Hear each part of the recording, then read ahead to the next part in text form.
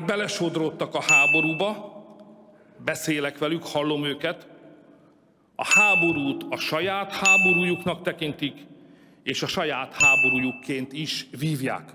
Ez egy háborús örvény. A világháborúkat az elején sosem hívják világháborúnak.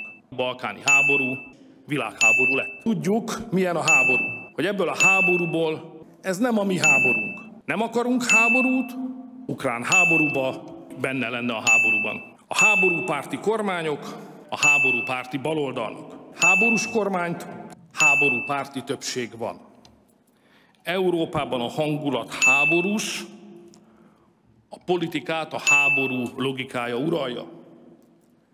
Mindenki részéről és mindenfelől háborús készülődést látok. Háborúkat robbantanak ki, bennünket préselni egy háborúba, megyünk háborúba vigyék, ismerjük a háborút, az utolsó háborúra, nem kérünk a háborúból. Béke helyett háborút, háború.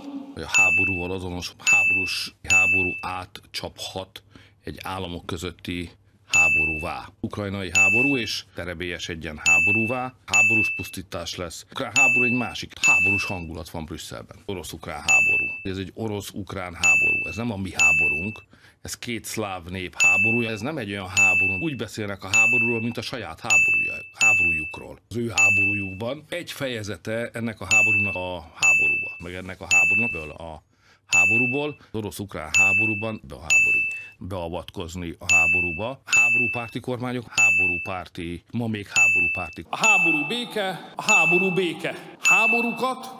Háborút szított ott. Aki háborúban áll, egy háborúban Oroszországot. Megnyerni ezt a háborút. Ez egy nagyon durva háború, meg a második világháború. Nagyon véres háborúja a tényleges háborúnak, háborús eszkaláció. Az háború lesz. Még nincs háború. Nem minősítette háborúnak. Azt most elviszi a háború. Kétszeresen szenved a háború miatt. A háborúpártiaknak a arányai a háború és a szankciók. A háború és a szankciók nem a háború vége. Hogy ez a háború két szláv nép testvérháborúja, a háború ügyében is nem hagyjuk magunkat belerángatni a háborúba. Ha nem háborúról lenne szó, kívül maradunk a háborún, ha bajba sodortad a választóidat, ha nem várnak már tőled semmit, akkor egyetlen dolgot tehetsz. Veszed a kalapod, és távozol.